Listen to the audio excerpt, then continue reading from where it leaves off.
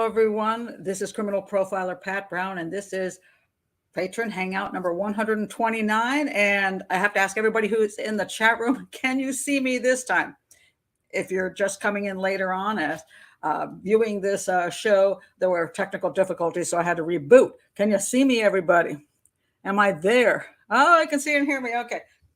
No understanding of why they could hear me but couldn't see me. Okay, well, go figure. That's technology for you. Even though everything was set up correctly and I could see myself, nobody else could see me. So some people would say, maybe that's a good thing, Pat. Anyway, welcome to everybody again. Thank you for coming back and being patient. If you're new to the channel, please do click that link below for Patreon. If you want to be in the chat room where you can come to 8 shows a month, be here live. If you don't want to do that, it's cool. Just subscribe to the channel, like the videos, check out my playlist, and support this educational channel. Anyway, I'm not going to go much on that because I'm in witness protection now. Well, I'm beginning to feel like it. I know you are, Sarah. Now, people keep wondering why I'm calling you Sarah when you're coming in as Ashley. We won't tell them the secret. The wall behind me is bare. I have my books. I know I have sometimes my artwork here, but I decided, I want you to focus on homicide, not pretty artworks, or hopefully pretty artworks. So anyway, thank Callista. Hi. Sorry about all the technical difficulties when you're rolling in for the first time. That sucks. But anyway, let me get to, we got so many things. So many requests came in and there was lots of interesting news. So anyway, let me calm down. All right, let's start with this horrifically sad story of Audrey Cunningham. She's this cute little girl in Texas, and that is Audrey. And unfortunately, Audrey vanished on the way to school, and her body has now been found in the water with a rock tied around her to weight her down. So she is no longer missing. She has been found. And so it's not a mystery as to what happened to her. Actually, it wasn't much of a mystery to begin with. Now, hold on a second. Let me tell you a little bit about the story. They have arrested the guy who they believe was guilty of this crime. And here he is, guys. If you haven't seen him, Don Stephen McDougal. Yeah.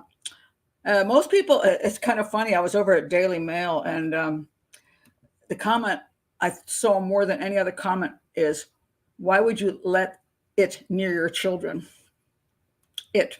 And it was pretty good description, because this wasn't a stranger. And this is one of the saddest things for children, that, we always worry about our children, our grandchildren, our sisters, whomever, walking to school, playing at the playground, just playing outside the house, and some stranger comes by and whisks them away, and they're never seen again. Child sex predator, not child sex rings in this country. That is not what they're whisking children into. They're just going into somebody's basement and dying within hours due to whatever that predator does to them. So we worry about that because we think our homes, this is the safe place, right? It's supposed to be the safe place. We're supposed to have good people around our children. We're not supposed to be dating guys who just got out of prison for homicide. They should not be moving into our house. But they do, because some women are like, oh, well, yeah, I think he's reformed. Okay. And you have them around your children. And then you wonder why your children have been sexually assaulted. So there's many times when the real problem for children, I would say the majority of the time, for sex assault is not strangers. It's whoever is in their circle.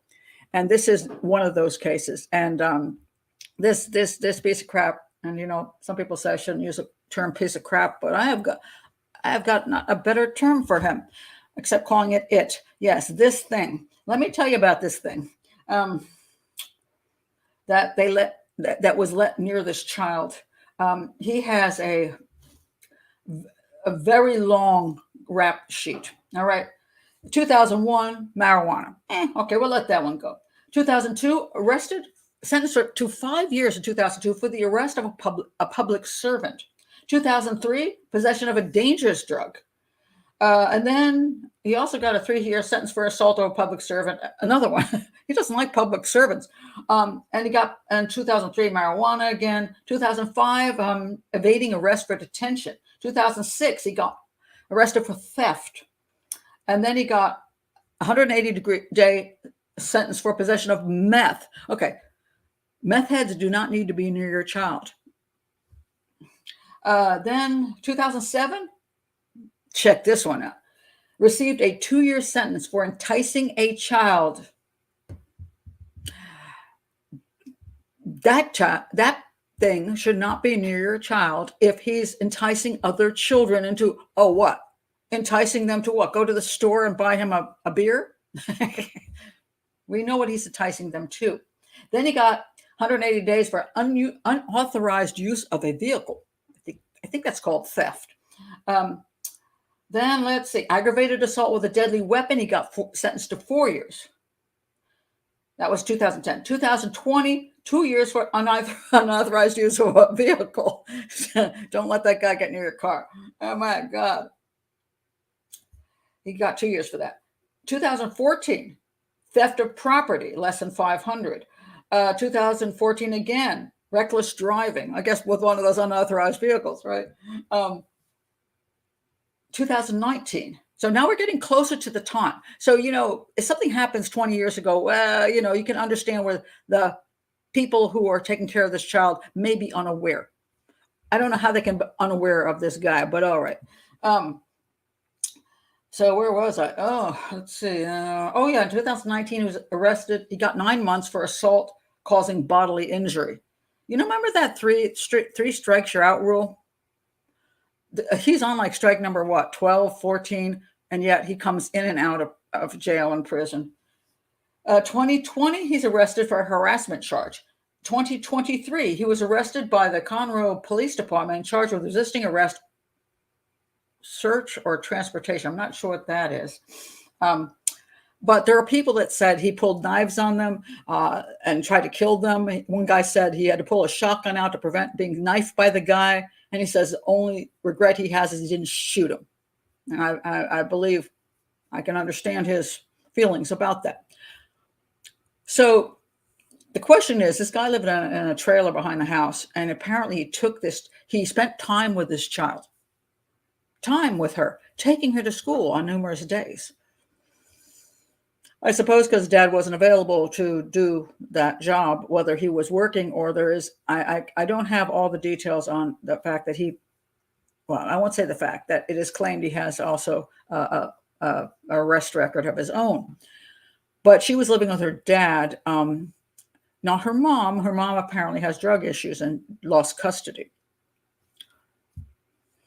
So, remember that story the other day where, the parents got actually charged with providing the weapon that their son used to shoot up a school, and finally got actually convicted of it. And I was like, hey, finally a parent is taken into what they do. If they're aiding and abetting crimes, they maybe should be charged for it. Well, in my opinion, I know they're not going to go to prison for this, but when you do drugs and leave your child neglected, I believe you're committing a crime. And the child's taken away from you, but it is still, I'm sorry, I don't have much sympathy. I do not. That child is if you're going to have a child, you have to step up to the plate. Otherwise, give the child up for adoption. Let somebody else take care of it. But if you're just going to keep doing drugs and lose custody, and it takes a lot for a woman to lose custody of a daughter, I'm sorry. When she's crying on camera, I don't have a lot of feelings. I don't. I'm pissed at her. Your daughter is dead because you didn't do your job as a mother. Daddy, your daughter's dead because you didn't do your job as a dad. There's no excuse for this thing, ever. Oh, sorry, that's not her. That's poor child. This thing ever being near your daughter. That man should not have been on your property. He should not have had touched your daughter, had contact with your daughter, or been alone with your daughter. And you allowed that to happen, and now she's dead. So I'll check your comments on that before I go to the next story. It just riles me up. Let's see. Lila says, like I keep saying, we require a license to have kids. Yeah, across the world, it's really a crapshoot when kids come into the world and where they end up, under what conditions. And, I feel lucky that I got decent parents and a decent community and a decent time. So I wasn't a child bride. I wasn't stuck in a war. My parents took care of me and they didn't do drugs. So, gosh, I was lucky. It's funny because look back and you think as a teenager, you're so whiny. I was such a whiny bird. My parents aren't perfect. And now I look back and I'm like, I was so freaking lucky. I really was. So I can't even write one of those books that just trashes, has all these sob stories where I trash my parents and say they caused only all these problems because, they weren't perfect, but then I wasn't perfect and none of us are. So I should be very, very thankful, and I am, that my parents didn't leave me with that thing to take me to school and never show up. So, good Lord.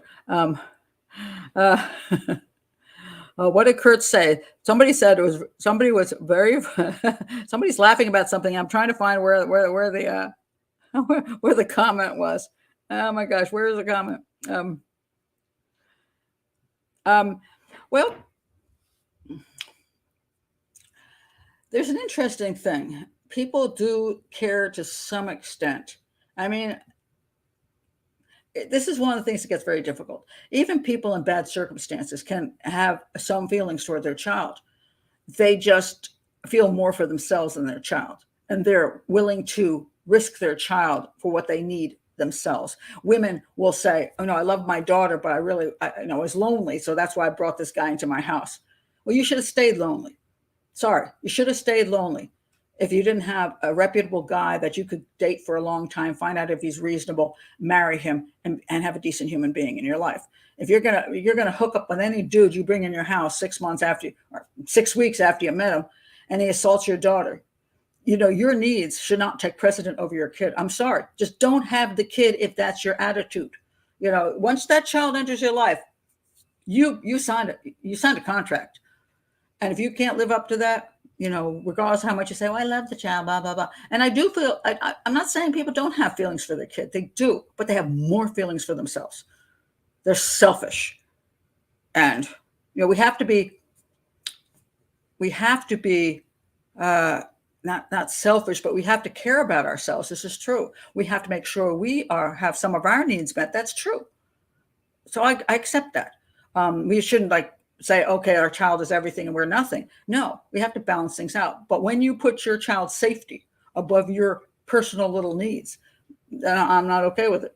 I'm done there. So anyway, let's see.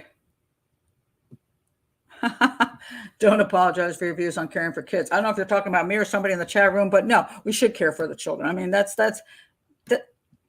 we have to. I mean, people, I think, swear to God, people care more for dogs. They do. I mean, I just saw this thing where this man, I might do a show on this, but this woman went down to Panama with her boyfriend, and he ended up chopping her up in Panama, and then he chopped up her doggie, and more people were upset about the dog than they were about her. Now, I think it's very sad he chopped up the doggie, but I'm like, it was a human being. And so it's interesting. I think sometimes we see more outcry about pets than we see about children. An odd thing. Okay, I'm going on. So I won't get stuck over there. All right, now I want to mention the next one, which I think is really interesting. This Ruby Franke she pled guilty to felony child abuse charges. And she's the one with the big YouTube. She was a big YouTube sensation, and she had her children on there, and she was talking about how to parent children. And then she hooked up with some woman who was some other freak show, and then she got into abusing her children because she believed they needed to be disciplined excessively. So if you've been following the Ruby Franke story, it's pretty hard. Jodi Hildebrandt was the other person who was charged with her. I'll read a little bit, and I just thought her statement was very interesting. Parenting YouTuber Ruby Franke and her business partner, Jodi Hildebrandt, pleaded guilty to child abuse charges that stem from one of Franke's children escaping Hildebrandt's house in August to beg a neighbor for help, have been sentenced to prison. Each one could serve as much as 30 years. She ended up getting 5 with a plea deal. All right. Franke has been sentenced to 4 consecutive prison terms. I thought she got 5 years, but anyway. Okay, I think that's what happened. I'm not sure. Hold on a second. But let me just read about her. Franke, I don't know if it's Frank or Frankie. I don't watch the YouTube channel, okay? So I may be screwing this up. And it's a non-edited show, so you can put stuff down in the comments below and say, you don't know how to pronounce crap. It's true. All right. She gave parenting advice on her now defunct 8 Passengers YouTube channel, and Hildebrand, who operated a counseling service, which is really frightening, called Connections Classroom, where each were initially charged with 6 counts of aggravated child abuse. And it was pretty bad. Let's put it that way. They put the children in a concentration camp-like setting. And Frank, I'm just going to say her first name. What's her first name? So Ruby. I'm just going to call her Ruby because I don't know how to pronounce her last name. She confessed to committing horrible acts against her own children. So what did they do? They admitted they tortured the children, including the 12-year-old boy who escaped the house. The son was often kept bound. Her 9-year-old daughter was made to do manual labor out in the hot sun with no water or shoes. Both children were often told they were possessed and that the punishments were necessary to help them. The boy told officials that Hildebrand had tied him up and used home remedies to treat wounds caused by the restraints. It's not good. All right, so Hildebrand also pleaded guilty just days after Ruby did to 4 counts of child abuse. Her plea agreement stated she was either tortured the children or was aware of it. And then it goes, She also agreed that she forcibly coerced Ruby's daughter to jump into a cactus multiple times, as we all do when we are annoyed with our children. Creepy. As a religious extremism, supposedly the defendants appear to have fully believed the abuse they inflicted was necessary to teach the children how to properly repent for imagined sins and to cast the evil spirits out of their bodies. And, it boggles my mind when you go from if I did watch the show like 1 or 2 times, just a small clip of it. And the kids seemed happy, and it seemed like they just had reasonable expectations of the children, reasonable discipline. Some people said it was a little excessive. Okay, people have different views on that, but in the show you don't see it. But when she got to the point where she hooked up with this woman and started going into this concept that they had to do these incredible things, you just wonder what the heck. And there's another case I'll talk about, which is similar and horrifying in the same way. And I will say this is a profile. I'm not a psychologist. And when people go into extreme beliefs of demons and stuff like that, that still kind of boggles my mind. I can't understand. Religious extremism. When you say extremism, I understand a lot of this. When you join a particular group and you live in a certain way, I don't condemn people who do that or the group necessarily that does that. People like to live in a certain way. If you want to be Amish, you be Amish. If you want to be with a certain group that has very strict rules, so be it. Maybe their strict rules make for happy living for many people. However, when you start getting into the Jim Jones stuff, you start believing in these things. When you start believing in exercising demons from your kid and causing harm to your child to do that, you wonder, how did you go from here to there? All right. And I don't have an answer for that because I'm a profiler and it's just one of those things that's so far bizarre, it's hard to understand. But I do want to read you from Ruby Frank. I think it's Frank. Okay. Ruby Frank's statement, which I thought was very interesting. Where's her statement? Let me find it. Okay. I did find her statement very interesting because it was extremely unusual, in my opinion. Where's her statement? Oh, come on now. I had her statement here. Hold on a second. Let me find it. Okay. It's here somewhere. Hold on.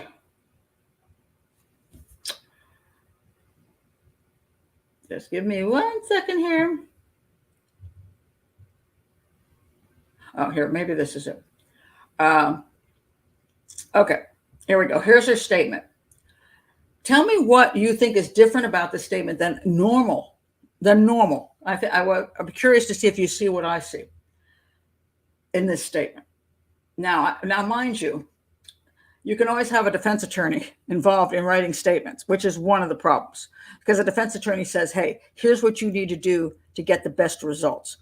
So this could be true, but I did find it rather unusual. She said, Ruby, I would like to make a statement without any intent to change my stipulated sentence. For the past 4 years, I've chosen to follow counseling guidance that has led me into a dark delusion. My distorted version of reality went largely unchecked, as I would isolate from anyone who challenged me. I was led to believe that this world was an evil place. Now she is blaming Hildebrand, mind you. Filled with cops who control, hospitals that injure, government agencies that brainwash, church leaders who lie and lust, husbands who refuse to protect their children who need to be abused. My choice to believe and behave this paranoia culminated.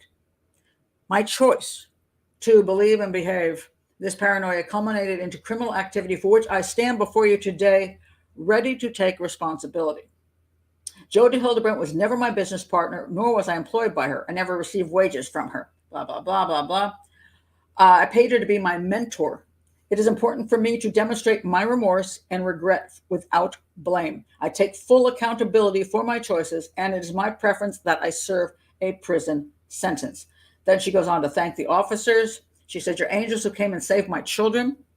I also want to thank Detective Jessica Bates. She plucked me out of a situation I didn't know how to get out of. And the moment she handcuffed me, I found my freedom. You were not the controlling ones. I was. Thank you to the medical staff that saved my children. You've gathered my children under your wing and offered them love and compassion and encouragement. You're not the ones who were doing the brainwashing. Thank you to a bunch of other people. So she goes on, says a lot of this. And then she says, thank you, my dear friends, Pam and Roy. I'm so sorry for letting you down. Because of your association with me, your innocence was called into question. My mother-in-law, father-in-law, Kevin's family, my cousins, aunts, uncles, nieces, nephews, and neighbors. You all saw the warning signs long before I did, and you did what you could. You wanted to help, but I pushed you away. My mother and father, I've been utterly wretched to you. You have offered me unconditional love, and for that I offered you unconditional contempt. My siblings and their spouses, because of my decision to roll around in a pigsty, I drug your families through the mud in public. Yet when I desired to return as the prodigal sister, unlike the prodigal brothers in the Bible, you synced in step with my parents and ran out to greet me. Your capacity to love is unprecedented. Kevin, my husband of more than 24 years, and she starts to cry here. You are the love of my life. I'm so sorry to leave you to finish what we both started together. The ending of our marriage is a tragedy, and you are wrapped around my heart in a knot I will never be able to undo. To my babies, my 6 little chicks, you are part of me. I'm the mama duck who is constantly waddling you to safety. I can see over this past 4 years, I was in deep undercurrent that led you to danger. I was disoriented. My willingness to sacrifice all of you was masterfully manipulated into something very ugly. I took from you all that was soft and good. I took from you your mother. How terrifying this must have been for you. You're so precious to me. I'm sorry. My choice to live in fear of the world created a great vulnerability and blind spot where I've broken hearts and caused people to suffer, and I betrayed sacred trust. Finally, I'm sorry for twisting God's word and distorting his doctrines, and so on and so forth. And she says, thank you all for the judge, your staff, facilitating my opportunity to take accountability and to answer for my charges. I'm humbled and willing to serve a prison sentence as long as it takes to continue unraveling all of this information I believed, bought, swallowed, and acted out, and for my family to heal. I'm committed to continue my learning until all my toxic layers are shed. I'm ready to re-enter as a contributing member of our beautiful society. She desires her children to heal. One of the reasons I did not go to trial is I did not want them to emotionally relive the experience, which would have been detrimental to them, and so on and so forth. I'm willing to submit to what the state feels is an appropriate amount of time served to make retribution as an outcome. So what do you think of her statement?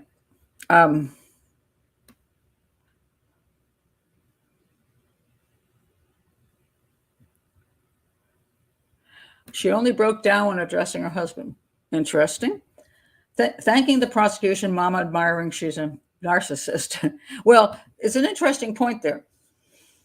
She well could be a narcissist. I certainly felt that, from the entire YouTube channel, I have never liked people using their children in a YouTube channel. That always has kind of made me feel creepy about why, that the children have no choice in this. And when you're if you're doing just some simple fun thing, that's one thing. But when you are getting into your children's life and putting them on video all the time, I feel that's child abuse.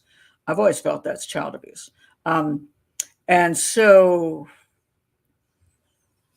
I think anybody who would do that, put their children in there and think that they can use their children as props, is concerning. And I would consider that a level of narcissism. So I agree. I think it's hard to step back from that. She likely has a problem, a personality disorder to some extent of narcissism. I think so. Does she imagine anyone cares about her opinion? Okay. And they're boo-hooing now. Okay. See, the thing here that is interesting to me, and I see that most of you are not buying her statement. It was too long, is what I think. An insincere narcissist. Interesting. The only thing I'm going to say, well, I said a lot of things. I never shut up. But having seen a lot of statements, what I do see unusual in this statement, even for a narcissist, even if the defense attorney is behind writing half this crap and sitting down with her and saying, you really got to grovel, which he may have done so. Rarely do you see someone say,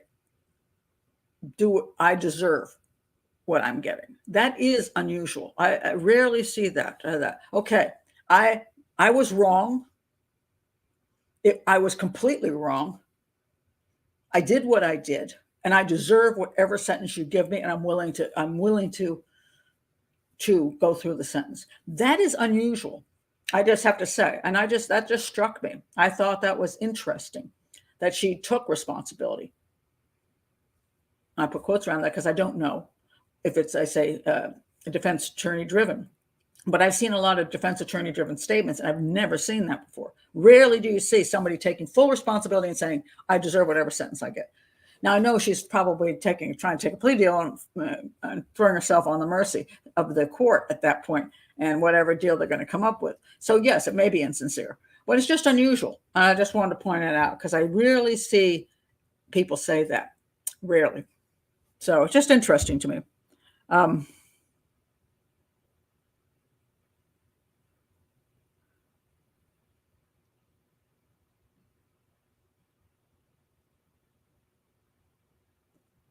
Oh, you think it's overboard and manipulation still? Interesting. It may be an attempt to hook the husband and children into believing that she was totally, lost her mind and that she feels she is totally responsible for it. So forgive me. It may be that she may be just playing the next game, but I just think it was unusual because usually they don't do that. And so I'm in as a profile, I'm kind of in a middle ground on that because I view her from her past as a narcissist, and I view most statements as defense driven for getting your best deal you can get or for manipulating the people out there. But if you go look at someone like Sherry Papini, she doesn't seem to want to take responsibility for what she did. No, she faked an abduction, put her family through hell, and she doesn't seem to want to take responsibility. She comes up with some little thing, kind. It's interesting. I just find it. Maybe it's just her training for doing YouTube videos and being overly expressive, and she has learned that. So it's difficult to try to figure out whether the person is sincere or the person is not sincere. So what do you do when you are a judge, or when you are when a person goes before the parole board and they give their sob story and say, I've learned my lesson, now I want to be a contributing member of the community. What do you do then? How do you view that person? Do you believe them, or do you think it's just taking it again? And this is what gets to be very, very troubling for me. I'd say the statement is unusual, except she might be that kind of person who can create it. unless she truly is repentant and truly believes, okay, I screwed my family over. I deserve what I get. I can't tell. I think it's not possible to entirely tell. And again, because the defense attorneys can work with them behind the scenes, creating these kind of statements, it's hard to say. So the question is, why do we allow this? In a sense, why do we allow this? Was the crime committed? Yes. If the crime is committed, why is there not simply a penalty for the crime? Why does what that person say have an influence on the length of the plea bargain or the length of the crime? Why does it matter? The length of the time for the crime? Why does it matter? Why does it matter? Unless you actually can say that this woman was psychologically, she was essentially insane at the time, and then you put her in a psychiatric institute. Why does it matter?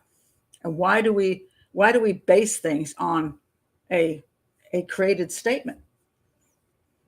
Especially when we don't really know the person. We haven't spent a lot of time paying attention to them, and they're working with an attorney.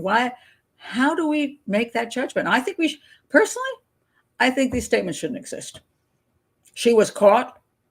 I think she should have gone to trial. I think she should have gotten a proper sentence. I think probably what she's getting is way too light, regardless of what she says and regardless of whether she quote means it. I just wanted to bring that out because it's a very unusual statement.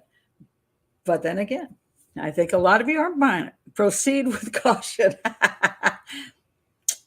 All right. Yeah. Well, whether she is genuinely remorseful or not, the way she talks about being under the control of a psychopath does ring true, which makes it more confusing. It does.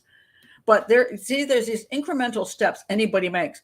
Just like I said with the poor little girl that got killed in Texas by her parents made incremental steps to not care for her and to put her in danger. And she and her husband were responsible for those 6 children, and incrementally they made choices and the husband's I call him the dolt. I always say, the guy that goes along with the program and just lets his wife run the show, and that I call him a dolt. Sometimes women are dolts too, but I call him a dolt. He's like, okay, honey, this is fun. We'll do this. And whatever. It seems like he's the dolt, like Sherry Papini's husband was a dolt. And it goes on, and incrementally things increase and people make choices little by little by little by little. It's kind of like drug use. So your first choice is, I'm going to smoke a little weed. The next choice is, I'm going to smoke stronger weed. The next choice is, I'm going to try meth. The next choice is, and then you die of fentanyl overdose. You didn't die of fentanyl overdose probably unless somebody just doctored something you took on the first time. A lot of times it's an incremental downhill run. You kept making bad choices, one after the other, until it got worse. So did she. She did things with her children, put them in front of the camera, to make money off of them, to get her attention. Then she hooked up with somebody. Why did she pick this woman to hook up with? That was a choice. And she did that. And so incrementally, she destroyed her life and the lives of her family. So is she responsible for incrementally ending up? She had a lot of chances to walk away from that kind of life, and she didn't do it. So you don't believe what Ruby said. See, pretty much nobody's believing it. She is so clever, I find her manipulative. Well, maybe true. Yep. I'm only referring to why the statement may come across as believable to some. I don't know much about the case. It's a very heartfelt statement, which, as I point out, is very unusual. You're taking responsibility and saying, I'll accept any sentence you give me is extremely unusual. But what does that mean? And how does the system try to decide whether that person is not playing the next game or they actually are truly remorseful? I've seen people say, well, I think that serial killer is remorseful. And I just burst out laughing. I'm like, that guy's a psychopath. He's not remorseful about anything. Get out of here. But they put people in these positions, and I think they don't need to be in those positions. They need to have a more standard legal thing and stop doing these little plea deal things. So, well, he's got the kids now, but then again, what did the husband allow? he's responsible too. We can't let him off the hook. Are they? Oh, they're custody. It's a mess. It's a mess. Really sad. But anyway, I just thought that was kind of interesting. Now, to the next thing. Oh, hey, Nancy Ng. Aren't you going to ask me about Nancy Ng? Sarah, Sarah was mean. Right before the show, she goes, what about Nancy Ng? Okay, so I'm going to talk about Nancy Ng. No, I'm not really, but I'm going to show you something kind of interesting, which I just thought was kind of, shall we say, amusing. Let's see. Where did it? Oh, come on. Now it just disappeared on me. Seriously? What? Hold on a second. What is this picture? Oh, here he is. Okay. So this guy is called Aphrodite. He did a psychic reading on Nancy Ng. Now, Nancy Ng, in case you want to know, is a woman who disappeared while she was kayaking in Lake Atitlan in Guatemala, a place I've been to twice. So I know the area. And there's all kinds of conspiracy theories rolling around the internet. She vanished out of her kayak, didn't get back to shore. And now it's craziness out there. And so now we have this guy. What happened to Nancy Ng? He's doing a psychic reading. Now, this guy, he is, okay, I think I forgot to bring, oh no, here it is. There's the pictures I wanted. What is this? Is this him? Yeah, here he is. He calls himself Aphrodite because his name is Anthony. He's a sassy psychic, a celebrity tarot reading, and does horoscopes. He mixes tarot with modern internet. And you can see he's got 213 subscribers. He is popular. Ooh, he is. And do you remember who was the guy that? Oh, here it is. There it is. Remember the Hollywood medium Tyler Henry? He's super popular. And he did this whole thing with Nancy Grace and did a reading about her murdered ex-fiance. And I was appalled that Nancy Grace did that because she was giving credibility to Tyler Henry, who is just a con artist, like most of them are. And it was appalling. So this guy has basically, he's also a gay psychic, so he's got a kind of, women love him. It's mostly almost all female that go to the channel. He's super popular. And he's making a fortune. And so I listened to some of the Nancy Ng stuff from him. And then I listened to the Madeleine McCann thing. Then I listened to a Stephen Avery thing. So he's got this whole cold case list. I want to tell you something, how this works. So he's got 5 times as many subscribers as me. He's making a whole bunch of money. And yet, who the heck is this guy? He's a guy who's putting tarot cards around and claiming he's just figuring this stuff out. The comments that he gets, almost all of them just love him. Now, I don't get those kind of comments. I get, oh, I really appreciate you, Pat. Then, Pat, you're an idiot. I get a balance. It's very unpleasant sometimes. He gets, oh my God, you're the best thing. Oh my God, you're the best thing. So anyway, can you do this case? Can you do that case? You're just so brilliant. Oh my God, you read the cards so well. And he's a con artist. He's a con artist. But I want to say this about him. What is his name again? Oh yeah, it's Anthony. Okay, Aphrodite, Anthony. Okay. And so this is so he. Where's the picture of him doing this one? Okay, this is the Nancy Ng one. I will say this about him. He's good. I got to credit him. He's really quite good. Now, what does he do? First of all, he starts out by saying, he has on top, it's entertainment. That way you can get out of getting sued for half the crap you're saying that is just a bunch of nonsense. But it's entertainment, right? And then he does a lot of like, I could be wrong about this. Or maybe sometimes even a psychic doesn't read the cards right. But here's what he does, which I find amazing that people fall for this. He says in the beginning of almost all his videos that I've hardly done any research on this. I just wanted their name and a picture of them, right? Because I don't want to skew my tarot card reading. And people are falling for this. Like these women are going, oh, I'm so, it's so pleasing to me that you don't do this extra research that, so I know that you are just reading the cards. It's real and it's not fake. Like, you fell for that crap. He knows this guy does extensive research. Not only does he research the crime, but he also researches people's feelings about the crime so that he figures out which way he should go. how far he should go this direction, or how far he should go this direction, because he doesn't want to piss off people like me. Like I'll say, hands down, the evidence supports this, and then a whole bunch of people hate me. He doesn't do that. He's very careful, and he's also careful to go the popular direction. West Memphis 3, he's headed toward they're innocent. Stephen Avery is like, because a lot of people think Stephen Avery is innocent. So he's like, well, I can't say he's guilty. I can't say he's innocent, but there's something that's the state. I see the state card upside down and what they've done to him. So he finds a way out of it. He's really clever. I have to give him that. And he does, if you look at Dr. Grande does a very limited amount of research. He does like Wikipedia, maybe a couple other quick things. And then he does his statement for 15, 20 minutes. And it's sometimes, he's got some good information. He has a good dry sense of humor. It doesn't spend a lot of time on it. I spend hours and hours, sometimes a dozen hours on just one case, preparing for it, reading books, doing that kind of looking at videos, documentaries, whatever, to try to analyze the case properly, because I want to present an analysis. But this guy, he does put in more effort than Dr. Grande, because he's going to come up with enough stuff. So when he puts the tarot cards down, he's really good. And so I credit him for being a great con artist. But I'm really sad that people are more interested in listening to a con artist than a detective or a profiler. That's the part that makes me sad, because when people go and they listen to somebody who does the storytelling channels, very successful ones, and I always complain that they should not go into analysis because they're not profilers or detectives, and they don't analyze very well. Stay out of the analysis part. Just tell the story. But people at least know they have no professional ability. But when they go to the psychic, they don't worry about professional ability, because he's a psychic.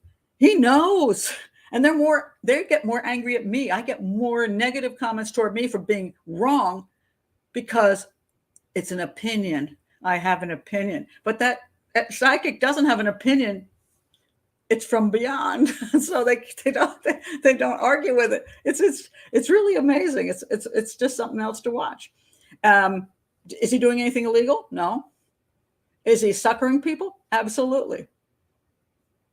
Do I approve of what he does? No, I think it's wrong to lie to people, fool them, and cheat them, and present stuff that's not accurate. But I can't fault him on his abilities. Guy's good. A great con artist. Oh my goodness. It just made me kind of laugh when I watched it. I'm like, oh my God.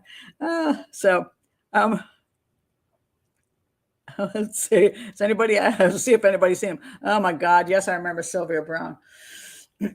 She was popular. That was the one time I used to, I've done Montel Williams a number of times. And Montel Williams was one of the better talk shows to do, because at least he had seemingly empathy toward people, and he treated his guests well. But he had Sylvia Brown on, and I hated that fact. I'm like, do not promote this woman. But he did. He did. Just so annoying. I do. I do hate liars. That's just true, Sarah. I do hate liars. I don't mind people having opinions. I don't mind people being wrong. I hate people grifting, and I don't like people lying to people, because you shouldn't lie to people. I mean, don't lie. Do your best. Do your best, but don't lie. And con artists lie. I mean, that's their job, is to lie. Con artists are liars. They are. That's what they do. That's how they suck you in. But the amazing to me is, I went on Reddit and all these places just looking at this guy, and it's amazing how many people are just so enamored by him. Oh my God, he's just the best. He's just the best. He's just the best. I'm thinking, what? Do you understand how the world works? Do you understand that you're being played? I mean, I guess these are the same people who get dates on certain sites and wonder how they got fooled by some guy who was actually married, because you believe this guy. It was pretty funny. John Edwards. Oh, absolutely. Oh, and what's really sad to me, when they, this guy, entertainment purposes only, he's at this point, well, on YouTube, he's not talking to the families, but he does do private stuff. This is where I get galled. then I get mean. When a person says to somebody, I'm talking to your loved one from beyond, that pisses me off really badly. Now, I don't mind if a person wants to pray. I don't mind if a person wants to meditate and believe that they have been able to contact their loved one. I'm okay with that. Maybe the loved one does reach through to them. I don't know, but not through John Edwards. And you are purposely conning people, and it's sick. It's bloody sick. And I just, Oh, you're brutally honest. Yeah, see, those are my patrons. I think all of you are pretty brutally honest. I like it. I always appreciate that. All right. That was just my fun thing for today. I want to show you this quick thing.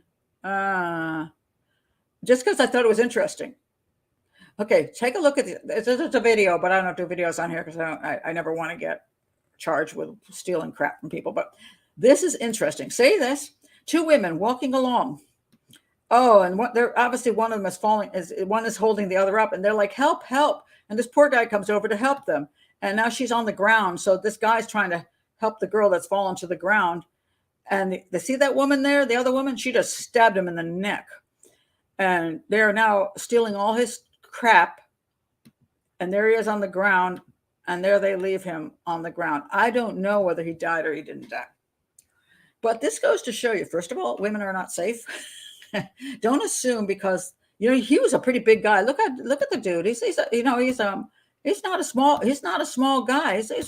He was a fairly chunky, strong looking guy. So it kind of almost has the physique of my son, one of my sons, and I can see that he looks like my son from a distance. So I can see my son, who is 6 foot. I don't know. We keep going on about how tall he is. 6'1", strong enough guy. And he sees a girl, and he's going to go over and help, and he kneels down to help her and then he gets stabbed in the neck. You, even as a male, just because you're strong doesn't protect you against knives and guns. And so you have 2 females who are playing you like that. And it's really sad that, you can end up getting harmed when you're trying to help somebody. So watch out for setups. And, guy just thinks he's strong. He sees 2 women like that. He doesn't even think about that. He thinks, oh my God, the poor girl, I can help her out. Never saw that coming, I'm sure. I hope he survived, but I couldn't find out whether he did. And it wasn't a fake. Some of these things are staged. That didn't look staged to me. That looked real. Just creepy. But just a warning, guys. I don't know. I can't quite get the information on it. So I do not know. I just thought it was interesting, the way it went down. And it was kind of fascinating. And it's like, but I do not know. Yeah. They should, you think this is one of these things you think, yes, can you just pickpocket? Can you do things that don't involve violence? But, we have a lot of people committing a lot of violence in order to steal. So, just because it seems like you don't have much to steal, that why would they hurt you for the few bucks you have? I don't even know if people carry any money anymore, but for whatever, your phone or your whatever, they'll do stuff. And it's creepy. It's very creepy. Yeah, that is true. And this is very sad. The kindness of others. Disgusting to take advantage of the kindness of others. But when you're a psychopath, you don't care about other people and you don't care about their kindness. I just thought that was kind of just interesting. Here's one. Do you know who this is? Anybody know who this is? I'm leaving her on the screen while I find the story. Anybody recognize her? Now I got to check and see if you recognized her. Who is it? Anybody know? Who is that? I'm going to put her on the screen again. Who is it? She's making $19 an hour while she sells content on explicit adult websites. Got a MyFans channel and a bunch of other stuff. OnlyFans channel and a bunch of other stuff. Who is it? Does anybody know? Yep. Yes. Rachel something. Yep. Head of NAW. Exactly. Rachel Dolezal. Remember good old Rachel Dolezal? And she, it's the world is a funny place. And again, let me not get into politics, but it says here, disgraced race faker. And wait a minute, hold on a second. My iPad's got disgraced race faker and NAACP president Rachel Dolezal is now raking in thousands a month as an OnlyFans model while teaching at an elementary school in Arizona. Now, first of all, let's talk Rachel Dolezal. If you don't know who she was, she passed as Black for years because she loved the Black culture. Her parents were actually white, but she passed herself off as Black because and it's just always funny because I see a lot of things these days where people talk about Black people passing themselves off as white in the past, especially actresses and singers. They pass themselves off as white, but reality is they were like 3/4, 5, 6 white. And, if you're talking about genetics and stuff, so they basically were white if you're going by genetics and not so much Black. And so she was totally white genetically, but she had a connection in her mind to the Black community. And I perfectly understand that because I have a connection to, I love the Indian community. I love being an Indian. I will wear my saris and stuff. I will not claim I'm Indian unless I get my citizenship.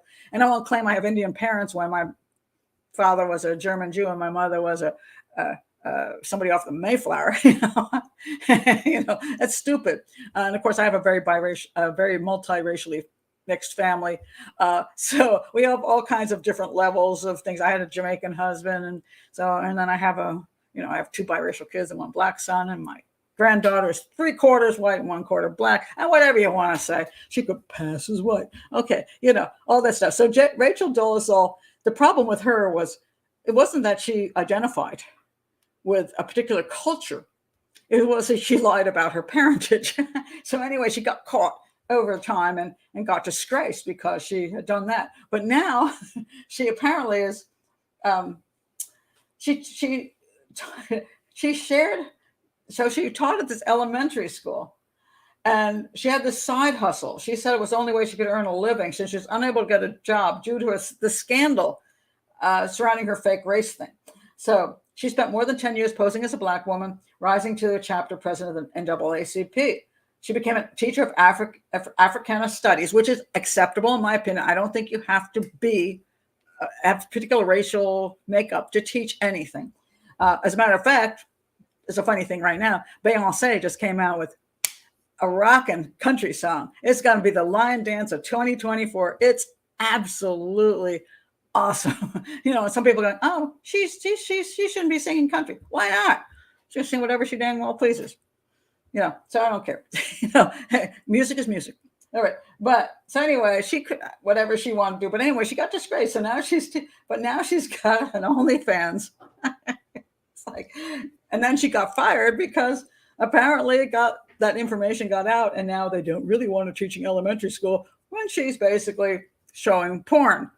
She's doing porn. It's like, so I'm going to say if I look at personality disorder, that girl's got a personality disorder. She sure does. It's pretty funny. Oh, my God. Oh, Octomom. I don't know what happened to Octomom. I'll have to check her out. It's amusing to me only because I've always thought she had a personality disorder. I don't have a problem with anybody relating to any culture they want to relate to. I think it's culture, not race. I've always believed that. It's culture, not race. And there are people who grew up in different cultures who are color-wise, if you want to put yourself on a skin chart, don't match as many people in that particular group. But they identify with that culture because that's their culture. And so I never faulted her for identifying with the culture, but I knew that when she was lying about everything, she had a personality disorder. And she continues on with her personality disorder. And what you'll see with a person with likely heading mostly psychopathic, that when they lose one game, they change to another game and change to another game and change to another game. And they're always playing a game because that's how they get their attention and their power. So when that popped up, it just kind of cracked me up. It's like, gotta make you laugh sometimes. Oh my goodness. What principal would hire her? Oh, sorry. That's enough. What principal would hire her? Well, you remember the school that hired the guy with the big, huge boobs? The guy who, he had huge, huge boobs. He claimed he was a female and had massive boobs. And massive. We're talking about, I can't even do it big enough here. And he claimed they were real, and of course, they weren't real. They're fake. And on top of that, they had big nipples at the end of it. So and so his nipples would show through. And he kept his job for the longest time. And I'm like, who hired him and who allowed him? Why parents didn't fight about this guy? Because clearly the guy's a psychopath. It wasn't a matter of sexual identity, gender identity. It was, dude's a psychopath. And they finally caught him one day in a picture where he was walking around as a guy. He's like, whoa, wait a minute. Weren't you supposed to be a woman with big, huge boobs? So Rachel Dolezal is of that sort. It just amused me. Oh, is that true? Is really? Massive boob lady has stopped doing all that. He presents as a regular man now. Yeah, But he was going into the high school.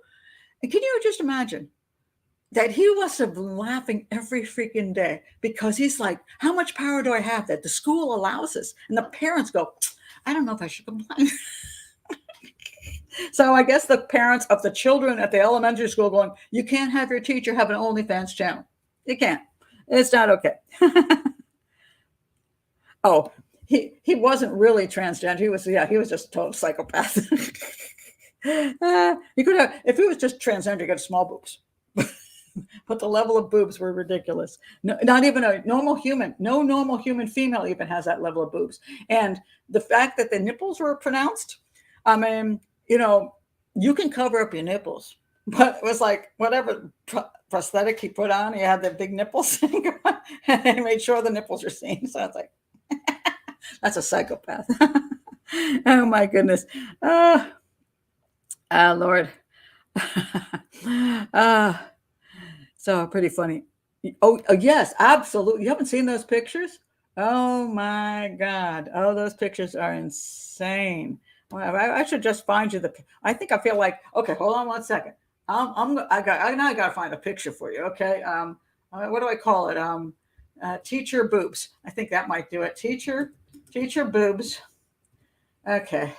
Here we go. The name was Kayla Lemieux or something like that. Canadian teacher with size Z boobs. Okay. Let me find. Okay. Here we go. I got the picture. All right. Seriously, this is. I'll send you. I'll bring over. Okay, this one is good enough. All right. Okay, so let me see. I'm going to bring it over. Let's see if I can get that one over. Okay. Hold on a second. If you haven't seen this, you got to see it because it's ridiculous. It is totally ridiculous. I'm going to send this over by email so that it actually shows up on my other computer. Let's see. All right. I'll put the subject as boobs. Okay. Okay, I'm going to bring it over right now. Hold on a second.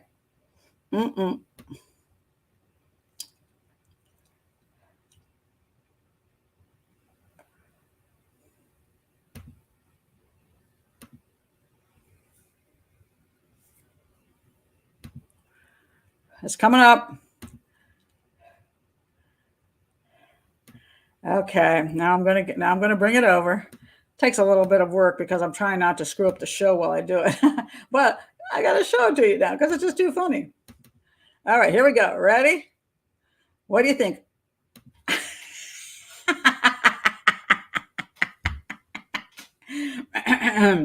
Yeah, that's natural. And you can't wear an outfit that covers those boobs if you really had those boobs. Yeah. Okay. Oh my God. Yeah, see? You can't fall for that. Exactly. Oh God. Oh, how would you stand up? I don't know. Oh my God. Well, Anne-Marie, this is what was insane about the whole thing, that they did allow that because they were so afraid to be non-inclusive. Okay, so again, not a political channel, but some things just go beyond the pale. I mean, this is just to the point of others, just beyond the issue. Just that's just psychopathy. That's just psychopathy. and it has nothing to do with anything else. So anyway, okay, let me get rid of her boobs and go back to my show. We're going back to, but this is some interesting stuff that happens. Anyway, I was talking about. Okay, let me get away. I want to mention this guy for a second. This guy shot down two police officers and a firefighter EMT. And what I find particularly interesting about this is his history. And remember we're just talking about what was said by Ruby as her statement. So I'm going to read you a statement from this guy, just because we're looking at how people express and why you have to be a little bit, you're like, which way do I go? Do I believe it? Do I not believe it? Okay, where is this one? Okay, so this guy shot down 3 people. It was horrific. And this is where, as a police officer and EMTs, the fact that they get caught in these, it was domestic. They went out for a domestic and they end up getting killed. And it's just horrific. And let me find go. Hold on a second. How did I lose him? No. Hold on a second. I'm doing my losing things. Where did it go? Crap. Okay. I think I accidentally knocked it off earlier because I put it in a different place. And there you go. I messed things up. People would say, why don't you have everything labeled? It doesn't work that way. It works that way when you're doing a tape show where you can put everything in exact places and have a whole let me see the guy's statement. When you can have a whole outline of the show. Okay, where was this? Minnesota shooting domestic. I really wanted you to hear what the guy had to say because he wanted to get his guns back. All right. Let's see. So he had, I'm trying to find the one I had open that had his attempt to get his guns. Why can't I find it? Okay. He was married. He had a bunch of kids. And that's one of the reasons they came out there. Let's see if I can find it here. All right. So what happened was he has been accused in the past of assault and domestic violence. And he was the one that opened fire on the first responders. All right. Now, so what happened was he had a bunch of kids in the house. Several women have accused Gooden, that's this guy on the left, of domestic violence. And in 2008, he was convicted of assault after he allegedly pulled out a 7-inch knife during a fight. Because of his conviction, he was banned for life from possessing firearms. In August 2020, he petitioned the court to restore his gun rights. They refused to give them back. Now, I wanted to find the petition. All of the women have accused him of being violent toward them. Let me see if I can put up Gooden in a petition because that's what's interesting to me. He's obviously a domestic abuser. He obviously is a dangerous psychopath. Gooden, what did I just say? Petition, gun. Let's see. I'm not going to be able to find this. This is crazy. I'm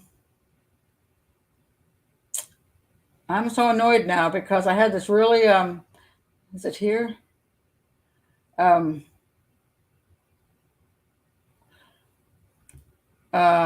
Crap. I've lost it. Somehow I had the thing set up for what he said to them about wanting to get his guns back. And now I can't locate it. Hold on one more second. They don't know where he got his guns from. He apparently had a pile of guns, okay? A pile of them, which is, it's like people say, well, you have to make sure people aren't permitted to have guns. Well, he wasn't permitted to have guns. Well, it didn't make any difference. He got them anyway. He had a pile of them. Lifetime ban did little to prevent the tragic murder. That is absolutely true. He petitioned the court. I'm trying to find out what he said. Oh, it's so good too. Yeah, I'm very annoyed with myself. I've lost it. Man. I'm gonna look at my history. Just sit there and chat with yourselves for a second. I want to see if I can find it because I thought it was so good. Let's see. And I have a very long history of stuff because I do so much with that. Nope, I'm not going to find it.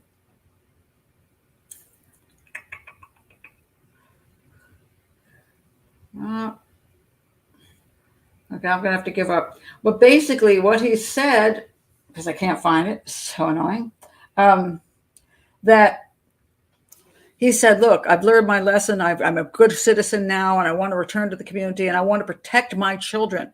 I want to protect my children because I have all these children, and I want to make sure that they're safe and blah, blah, blah. So it was very heartfelt, which is why I wanted to read it to you, but I can't find it.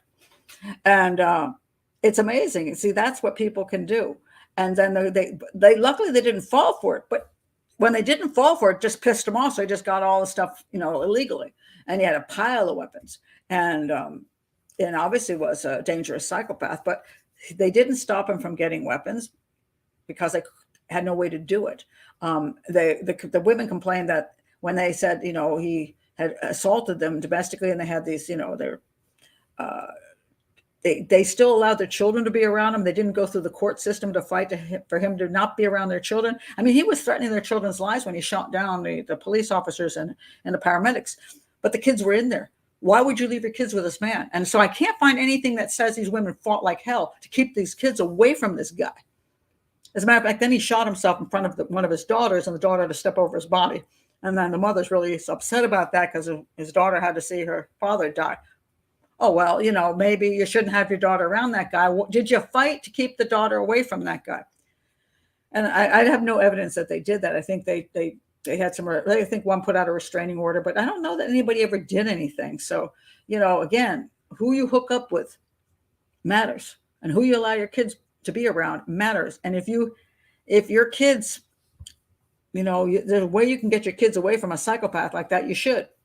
And the kids it's amazing. The kids didn't get shot dead too. It really is. But two innocent police officers and a firefighter, EMT, lost their lives, and their families, don't have them. So it really sucks. That's just so not right. But he petitioned with all this. Oh, I'm reformed and blah blah blah. It was he. Yeah. So sorry I couldn't find that thing. I don't know why it fell out of my thing, but I have that problem a lot. Things disappear. All right. Somebody asked me to talk about Stephen Port. All right. So Stephen Port is a serial killer who's been caught. He was called the Grinder Killer, and he picked up guys on a gay dating app. Okay. And this took place in the UK. Read a little bit about him. He was a British serial killer and serial rapist. He's been convicted of the murder of 4 young men and multiple rapes and sexual assaults on a number of others. He's in prison for life, but a lot of the complaints come down to the police investigation sort of ignored things. Like guys were going to his house and coming out like they GHB'd, and the neighbors were going, something's fishy going on there, and the bodies ended up like one body ended up in front of his house, and the rest were like in a graveyard next to his house. So I mean, he was a good suspect that they just ignored. So the police investigation, one of the complaints was that they failed in responding. The Met failed in responding to these deaths. And this is really concerning. When you have the issue of the first 3 victims were initially thought not to have died in suspicious circumstances, despite an LGBT independent advisory group saying, hey, there's a serial killer out there. But they were saying, oh no, they were not. They weren't suspicious deaths. And one of the problems one has is the use of drugs in a community, any community.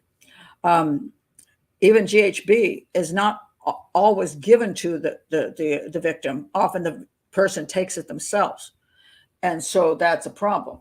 But the landlord, one of the landlords, was going, well, there's an awful lot of deaths right in this area. And he said the similarities in the cases of a bunch of guys.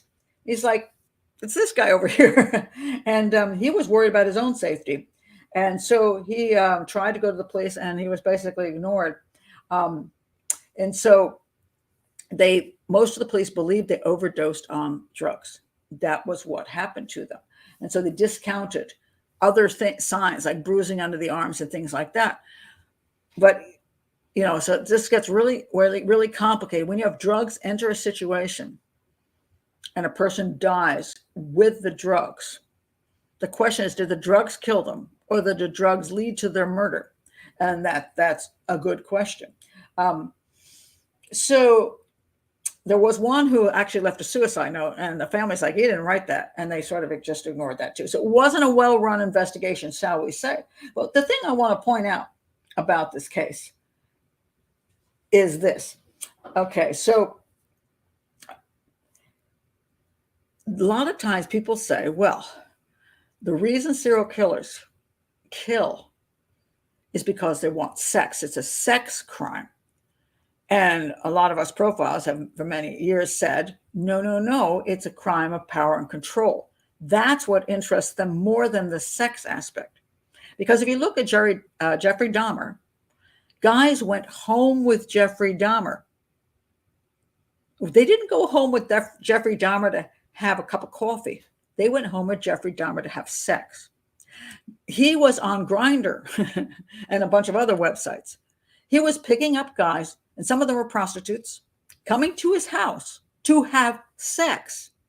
He didn't need to force them into having sex. He didn't need to subdue them into having sex because he was already having sex with them anyway. So this is a kind of a good indication that it wasn't about the sex. It was about the power and control, about the thrill he got out of controlling that person. And same thing with Jeffrey Dahmer, that he put him under his spell, that guy no longer had any ability to make his own choices. What was going to happen in the sex, how it was going to happen, whether he wanted to stop, whether he wanted to, nothing was in his ability anymore. Once he was under the influence of GHB, Jeffrey Dahmer, whatever he did to each one of his people. So at that point, the person has, in a sense, a living blow-up doll. And that's why some guys like blow-up dolls. And they're getting really fancy, those blow-up dolls, by the way. I mean, they're expensive now because those blow-up dolls do a lot more than the old blow-up dolls ever did. It's kind of scary. And so that blow-up doll, they can do what they want to it. And they can play out their fantasy without any interference. So GHBing somebody or doing something else to make them incapacitated allows you to play with them and play out your fantasy, and they cannot object to however you want to do it, how long you want to do it, whatever. It's totally under your control 100%. So I think Stephen Port was not there for the sex because he was getting sex. He had sex with a lot of men who didn't die, but he chose some to die. And those guys that he did that with, there was more to it than just the sexual component, just the sex. He wanted the control. And I think that's what's interesting about the case, because people often say, oh, it's because I can't get sex. Well, if you're an incel, maybe you can't get sex. But most serial killers out there who attack women, for example, on bike paths and, grab them in their cars, a lot of them have wives, girlfriends. They've had sex. It's not like they never get sex. It's just that's not the sex. That's not the kind of sex they want. They want something more than just that. So that's kind of, yeah. Let's see. Lila says, a friend was in a gay bar in Chicago when Dahmer was there, kept going on and on about how he wanted to cut some cute guy's liver out and eat it. Bartender laughed and thought it was just the alcohol talking. That's an interesting thing, that you think that's a normal thing to say as just, I don't know, but when you drink alcohol, here's another important thing. You don't do anything when you're drinking that you would not consider in real life without the alcohol. It only allows you, it's what they call liquid courage. It allows you to be more relaxed about what you already want. Because it's interesting that people usually when they get drunk, don't do something that they completely are opposed to. So let's say you're not into having sex with dogs. Never crossed your mind. Or children, little babies. You don't get drunk and do those things. You don't. What you'll do is get drunk and lower your inhibitions on doing things you already want to do. So when a guy says, drinking, I like to cut some guy's liver out, that is not the liquor talking. That's the guy talking. He's just stupid enough to say it because he's drinking. So that would be the difference. Yeah. That's but I just think that's I wanted to bring that up because one day I'm going to do a whole thing on serial killers, but only not the stories of them, but the important points about them. This is one that somebody did ask me about. Oh, and I want to mention this. We were talking about the whole thing about this religious concept, which is, by the way, not truly religious. It's almost psychotic. It's hard to understand how people go that far off into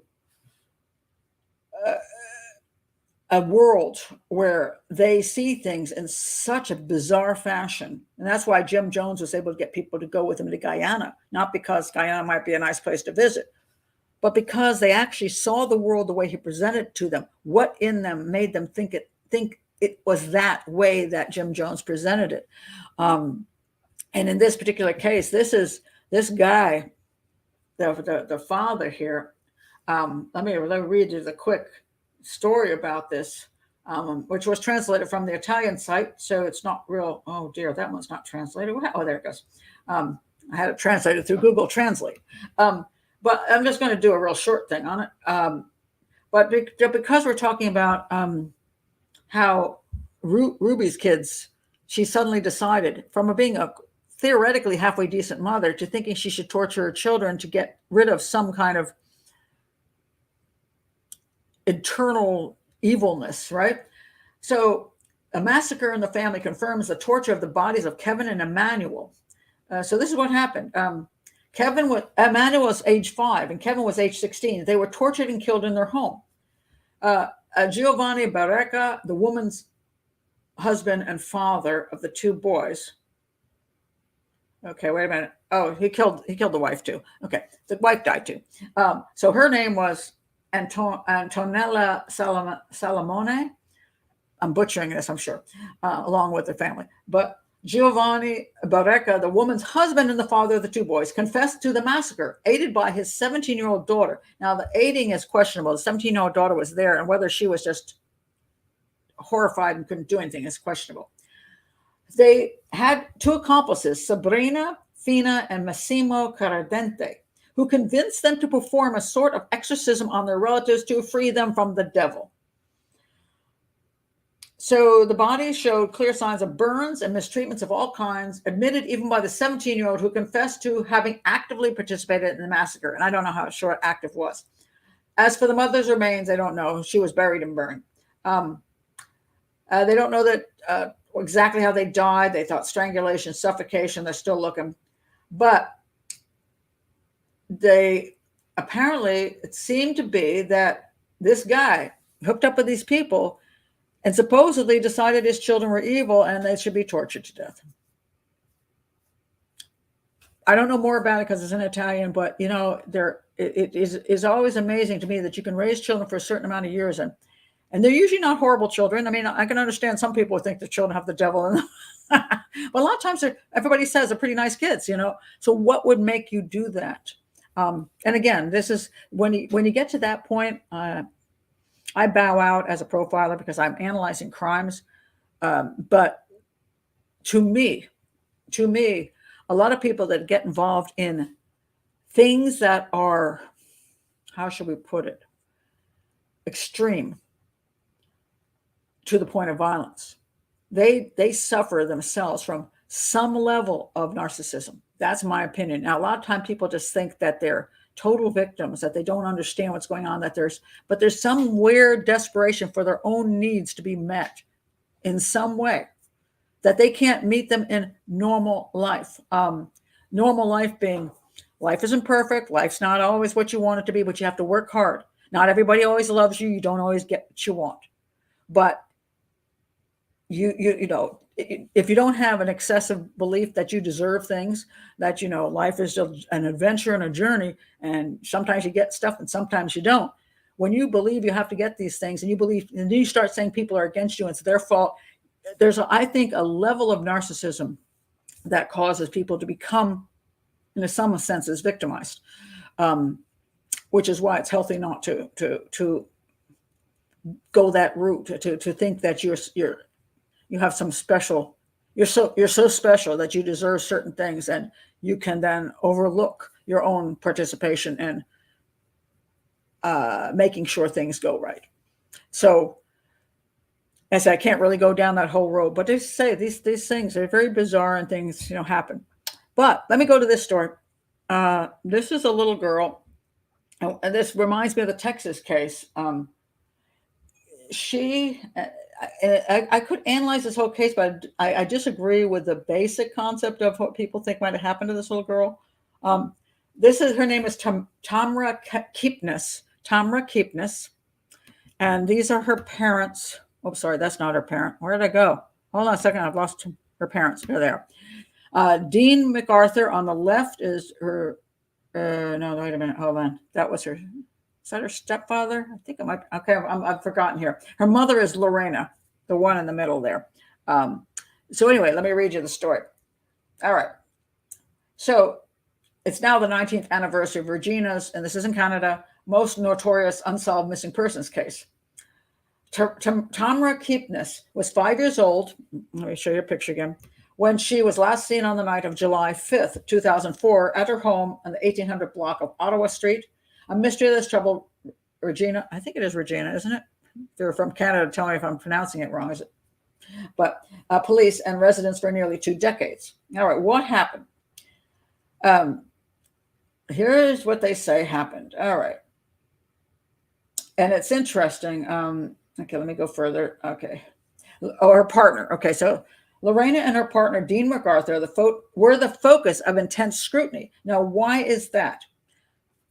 And so this is Lorena in the middle, and Dean MacArthur they're the ones that were under scrutiny. Why would they be under scrutiny? Especially in the first weeks of search for Tamra, and the social services came and removed the other children from the home, and they were never permanently returned to her care. That tells you something, like the Texas mummy. All right, so here, let me find the story here. All right, the night that the details just surrounding the night Tamra disappeared remain foggy. Lorena MacArthur and another man came in and out of the house at varying points. At some point, a 5-year-old girl left her bed and never returned to her family. I don't agree with that necessarily. Okay, and that's not the best version of that story. Let me find the other story. Is this going to be that day where I can't ever find my stories? Where'd it go? Okay, here we go. This must be it. So what happened with her? What happened with Tamra? All right.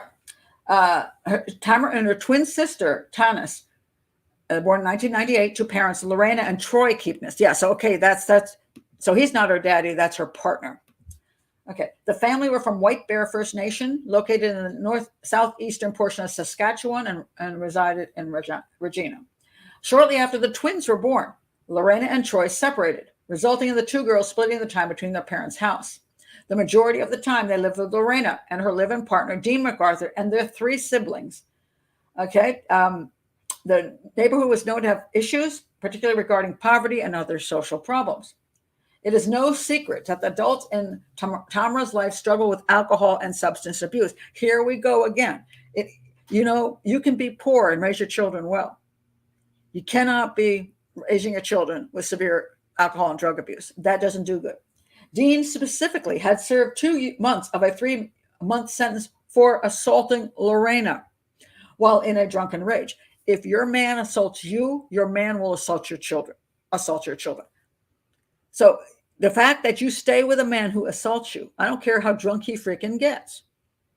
Again, drinking does not cause assaulting if that's not what's already in your little brain. You can drink and get silly. You can get drink and get stupid. You can get drunk and tell terrible jokes and fall over. But you will not get drunk and assault people unless that's already in your brain.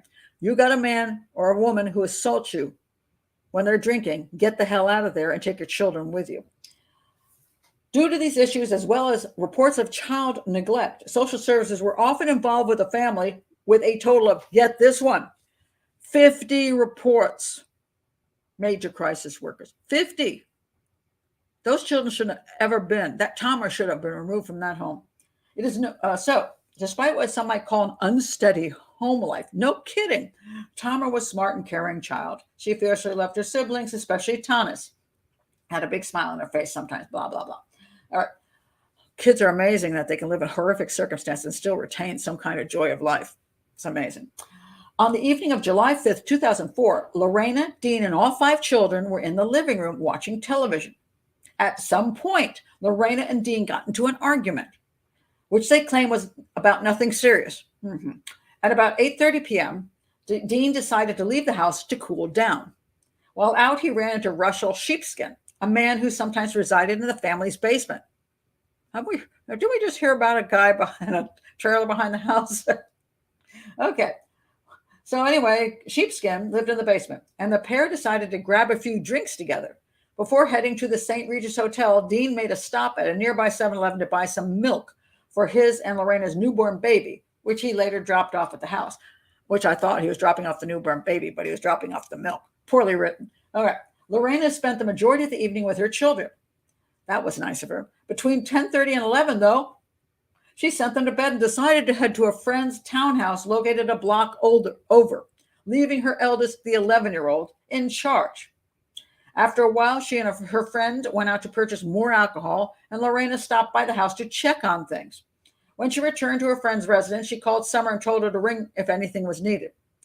At 12 a.m., Russell returned to the house incredibly drunk. He made himself some food and checked on the children. Okay, that Russell is that is the sheepskin guy who lives in the basement. He comes back. Now he's the only male in the house. And he's drunk. Makes himself some food, checks on the children. He recalls seeing some of them, including Tamra, sleeping in the living room, meaning they must have come downstairs after Lorena put them to bed. A couple of hours later, Russell was smoking a cigarette on the front porch when he encountered Dean. So Dean, the partner, comes back. The pair got into a physical altercation. This is a long evening, resulting in Dean punching Russell and stomping on his head.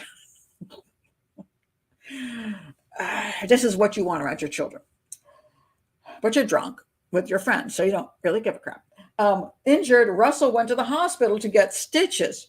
He claims he didn't lock the front door before leaving because he don't remember anything because he's drunk and getting his head stomped on.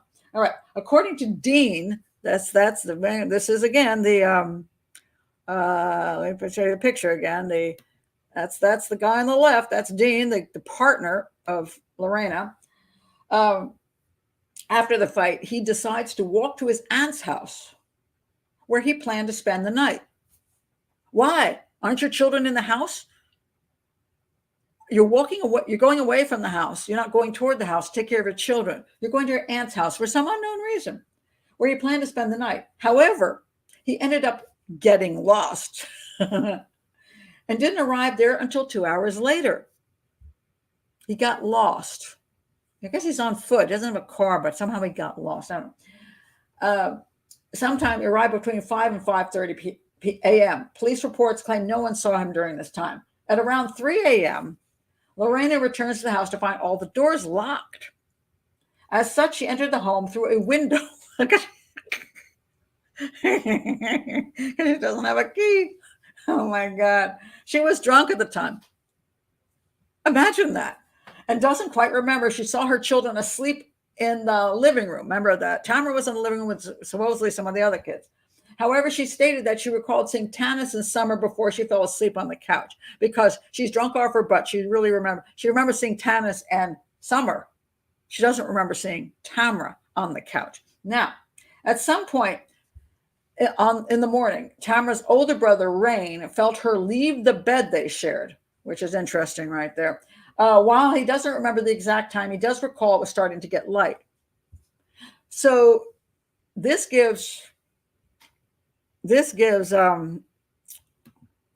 good old Dean on the left, who's missing for 2 hours, an alibi, because he arrives before dawn, he arrives at Auntie's house, and supposedly, according to brother, who felt his sister get up, and it must have been getting light, but his sister was sleeping downstairs with the other kids. So, and why would she get up from the place sleeping downstairs with the kids, go to the bed she's sharing with her brother, and then get up early in the morning before it's even quite light and go downstairs again?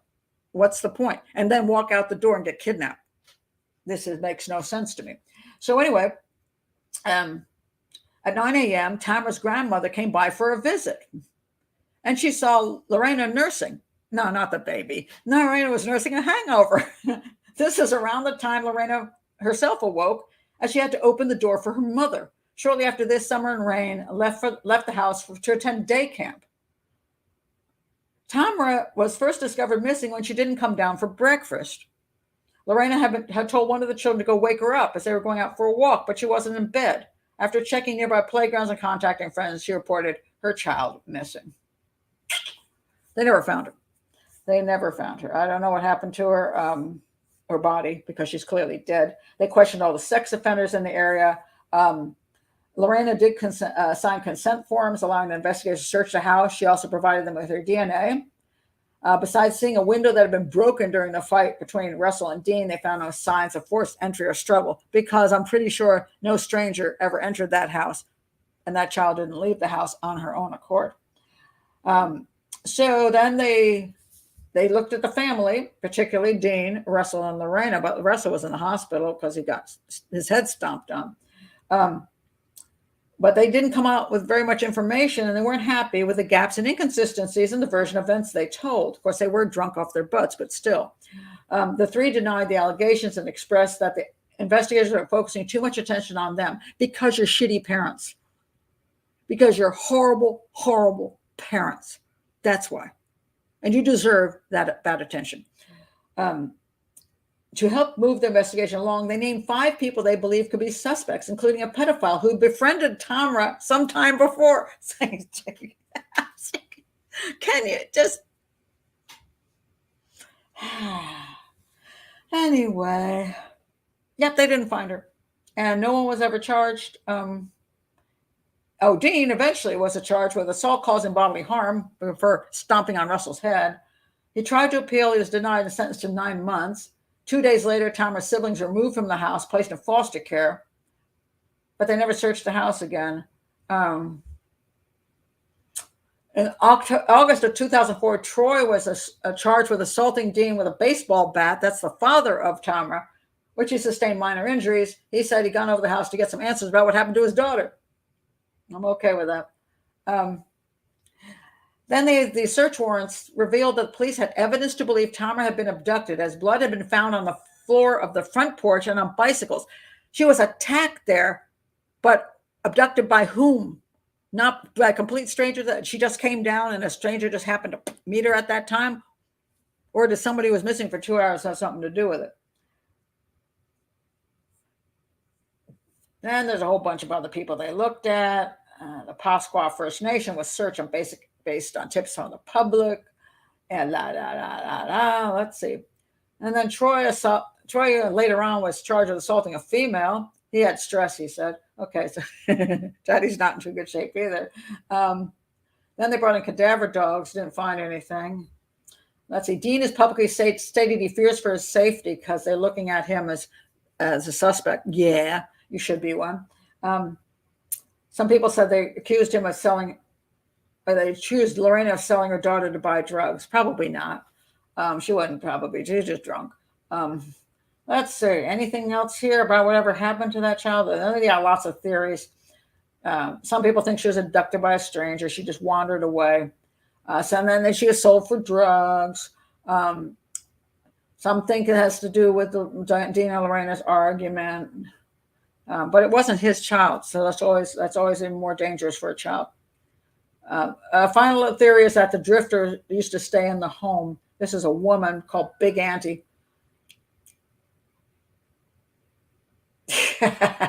So I can't say Dean did it, but he's the one that's most suspicious to me of all of them. I don't believe necessarily that the child left the brother's bed at that particular moment in time, just enough to give Dean an alibi. I find that a little unlikely, and that Dean didn't know where he was, couldn't find his way to his aunt's house for 2 hours. So somebody's lying like a dog, and they're all horrible people.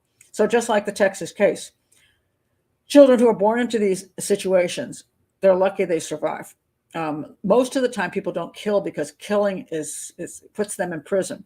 So they do other things: hit, beat, sexually abuse, but don't kill. So some children manage to get through these years and grow up, and sometimes they have lifetime problems having dealt with all of that. Sometimes they miraculously are able to say, "I just got dealt a bad hand, but I'm making my life worthwhile," and you gotta appreciate that. Well, that's just unbelievable. The way these parents are just. Whew, drugs are always a game changer. I say I'm highly, highly, highly, highly anti-drugs for that reason. I just don't think that a normal state of mind is necessary to raise children. A healthy state of mind. I'm not talking about a glass of wine at dinner or a beer during a football game. But excessive drinking, of course, is dangerous. But the drugs is just out of whack control. And then you put drugs and alcohol together, and you just got a total shit show. You do. Just very sad. So this, that was an interesting Canadian case I'd never heard of, which I thought that was quite interesting. Now let's see. Let's see if I have anything. Okay, I'm going to maybe do one more. I'll mention this case just because it's somebody asked me to do Muriel McKay. This will be my last one for today. Muriel McKay. I really nothing to. The case is solved, but I just thought it had some really interesting points to it, and I like points on things because to me, sometimes it's not just about solving it, but how things happen in life. Okay, let me find it. Muriel, where are you, Muriel? Oh, Muriel. There she is. Found her anyway. Gosh, I'm so annoyed when I lose my things. Okay. Muriel McKay. She was an Australian woman who was kidnapped in 1969 in the UK, presumed murdered in the first few days of 1970. She was married to Alec McKay, who was an executive at News Limited and deputy to Rupert Murdoch.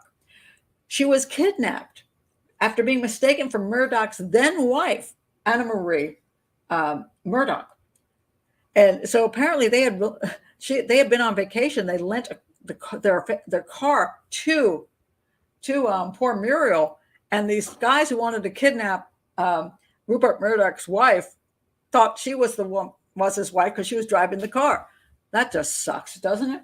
Anyway, she got kidnapped by two Trinidadian brothers, Arthur and Nizamuddin Hossain, and they were convicted of her murder and kidnapping in 1970.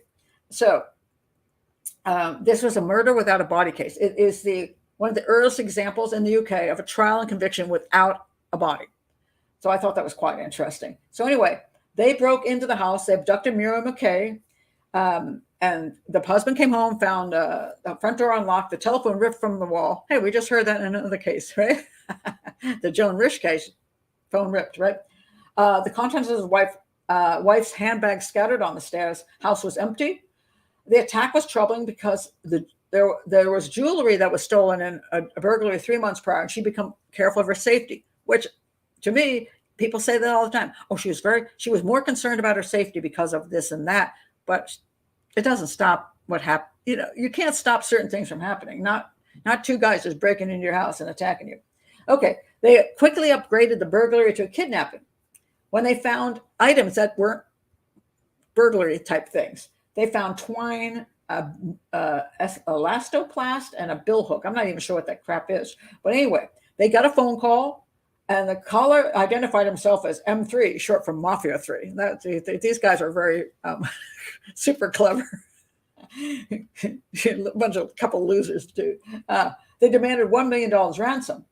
They made 18 calls demanding to speak either to Alec or the children, sent 3 letters demanding the money while repeatedly threatening to kill McKay. 5 letters were written by her to prove she was alive. They tried to deliver the ransom money, but they were unsuccessful attempts. The first one was abandoned due to a large police presence in the area. So they're like, yeah, we're not picking that up. The second attempt, they said only the daughter could come and do the drop off, but she was followed by disguised police officers, disguised so well that they knew that they were police officers. Anyway, so they tell them to move the money from place to place to place. And finally, they just, they said for them to leave, to take a taxi to a used car yard and leave the cases of money next to a minivan that would be parked there. They watched the area, and a blue Volvo sedan with a broken taillight bearing a registration number XGO9943 and a single occupant passed the garage 4 times. And then the last time it had 2 men in it. And then a local couple said, hey, what's that suitcase going out there? And the woman kept watching, and they didn't know it was a drop-off. So they reported the cases to the police. So, but they identified the Volvo, and it was registered to a man from Rook's Farm. And let's see, what did they say about that? Okay, the owners of the farm, Rook's Farm, were Trinidad-born Arthur Hossein and his German wife, who also lived with Arthur's younger sibling, Nizamuddin, who'd worked there as a laborer. They went to the farm. They found, first of all, don't go back and forth with your vehicle with a broken taillight and make yourself really obvious. These guys were not good at what they did, okay? They went to the farm and they found a notebook with torn pages that matched the tear patterns in McKay's letters. Further, twine and a matching roll of tape were found, and a bill hook was revealed belonging to the neighbor. All the evidence was just sitting there. This is stupid, guys. When you use something, you get rid of the evidence that links, They weren't bright. Brothers' physical descriptions matched those of the men seen in the Volvo. Arthur's fingerprints also matched those on the ransom letters and the newspapers. They didn't use gloves. And then Nizamuddin's voice matched the recordings of M3, Mafia 3. However, no trace of McKay was found at the farm, so they searched. Anyway, they went to trial. And because of all that massive amount of evidence, when people say, how do people get convicted without a body? This is how. Okay, yeah, but these guys are really bad at what they did. They probably had no clue. But anyway, they figured they fed the body to the guard dogs or the pigs, or both. Yeah. So anyway, they went to prison.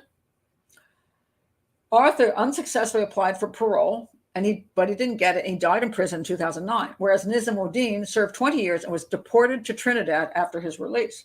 And now, after that happened, there's a whole bunch of other crazy stuff. There's hoaxes and psychics and all the usual crowd.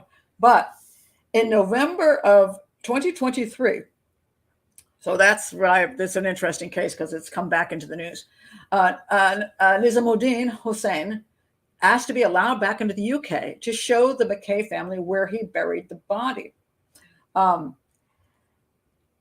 So her daughter urged the Met Police to cooperate to help recovery of her mother's body.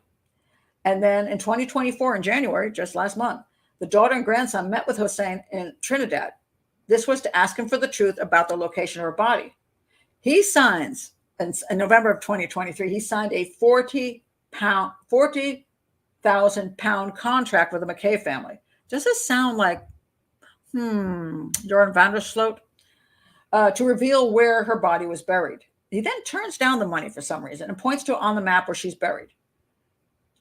Then he said, told the grandson, talked about his involvement and all that. But in January 2024, the Home Office blocked Nizamuddin's return to the UK to identify the spot where he buried her. And now in February, Scotland Yard has flown to Trinidad for inquiries. I'm going to say that body's not going to be found.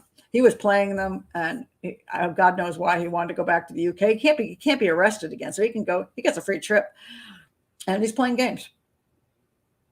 So he should have never been out of prison. How he got out of prison, I do not know. But it's a kidnapping and a murder. He should never have left prison. But he's living in Trinidad, having a good time, and trying to get a free trip to England. So interesting little story. But the reason they got convicted without a body is because they sucked at what they were doing. Just terrible. What? They found her body? Oh no, we're talking about somebody else. We're talking about who? I'm going to go back here. I'm trying to figure out whose body they found. Really? Okay, she lives at the bottom of Audrii Lake, but okay. They, they bought the farm. Sarah. Oh my God. Let's see. Oh, I've never heard. Okay, Kurt says, isn't a bill hook? Bill hook looks like a cool tool. I haven't looked the bill hook up. I never heard of that tool. So, oh, there's a good point. Barry Morphew should have been convicted without a body. Well, that's a little trickier at this point. A little trickier, and that's why he hasn't been convicted, arrested for it. Let's see. He doesn't need to come back to the UK to tell where the body is. Well, it depends. If you're looking at a large portion of land, in theory, you think you could put out a map and you could say it's buried next to this fence, buried next to this tree. You wonder why, but again, just because you could doesn't mean you can't make a deal. Serial killers do this all the time. They'll say, "I'll show you where I put the body," and they get a trip out of prison. They get McDonald's. They go on. They hang out with the detectives. They go to this area and they go, "I thought it was over here," and of course they don't find the body, and they get a whole field trip. And they pull that all the time. Theoretically, they could just look at a map, but they're not going to. They're like, "I'm not doing that. No, you're going to take me out of the prison. I'll show you. You don't want to take me out of the prison? I won't show you." They use that. That's a little trick to get a free trip. What? They found her body. Who? What? Whose body? They found her body? Okay, it's February. Okay, now I got to look this up. Muriel McKay? That's who you're talking about? Because I just read this yesterday and I didn't come up with anything. Oh, wait a minute. Are you talking about her? Oh, Susan. Oh, they did. Wait a minute. I'm trying to remember. Wait. Was that the desert? I'm sorry. Was that the desert? Oh, you're talking about Suzanne Morphew. Was that in the desert? I'm trying to remember now. You're talking about the desert. Am I correct? She was out in a. Yeah, I think I actually did something about that, but it's been a while now. I've forgotten. Am I correct? The desert. That she wasn't in the mountains. She was in some weird desert area. Oh yeah, okay. There was that. Sorry about that. I completely blanked. Yeah, she was found in. Let me point this out again. So I just blanked. Yeah, she was found in an area of Moffat, and it was but it was. I forgot what the story was on that now, and why they still can't link it to him. So where was it? I'm just looking for the location of the body. And that's not a good. What the heck? We get some location here. Let's see. Let's see what it says here. As far as the location goes, I thought it was desert area. Now I can't find it. I'm finding all these articles, but none of them are saying exactly. And they say it's been a while since I've even looked at this case, because it happened, and then I do so many cases and I start forgetting the details of this case or that case. But it did. They did. This was back in September, actually. So it's been half a year now. Yeah, I cannot locate the information on that. But I guess the problem comes down to is, with any of these cases, how much evidence do you have specifically? Because you're talking about a court of law.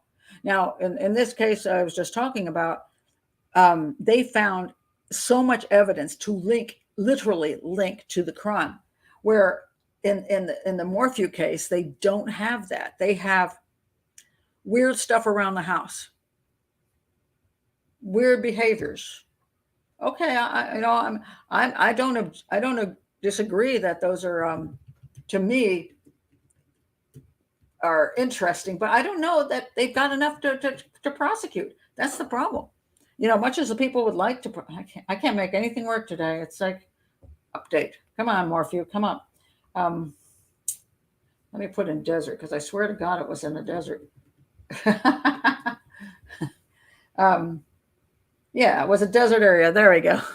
Thought I was losing my mind here as far as the desert went. Okay, they found her, and the problem is they found her buried in a desert area. Michael Baden looked at things and said the remains, well, he didn't look at her. He just said the remains are likely well preserved because, when you're buried in desert, you dry out, but you don't, disintegrate. The hot desert conditions where remains are found likely preserved her bones and other potential evidence. That's what they said. If the body was in a grave, it would obviously indicate somebody did it. Well, yeah, she's in the middle of the desert in a shallow grave. Absolutely. But I don't remember what the heck ever came of it. Does anybody remember what ever came of it? No, I just don't even know what ever came of that. It's been a while, and I mean they found her, but they don't know what the determinations were. I'm going to go to Wikipedia now just to see what evidence. Okay, that's not it. Are they just not talking about it? That's really weird, huh? 2 days ago. Now they're filing complaints against the prosecutors.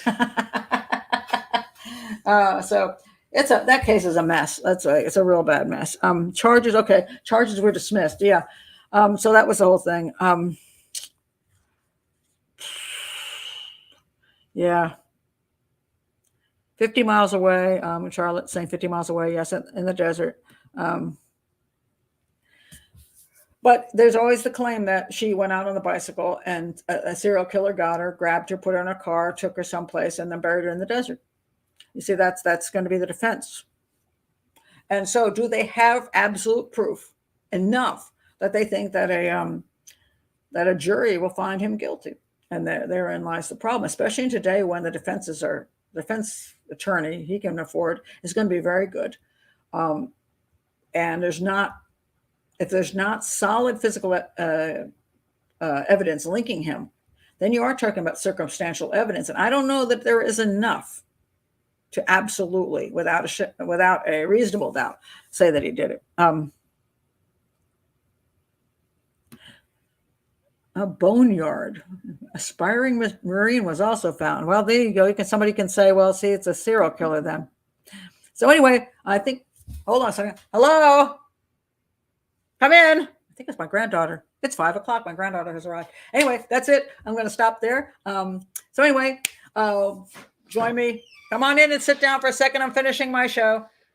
So I was supposed to come and get you. You weren't supposed to come here. But it's okay. Come on, sit down. I'll be there in a second. So goodbye, everybody. My granddaughter is here. So I'm going to head out, and glad you were here. Thank you for coming back for the disaster that was here earlier. Oh, my goodness. And yeah, that was a mess in the beginning. And I ended on the same note. I can't remember Morphew was dead. So there you go. Aloha, Les.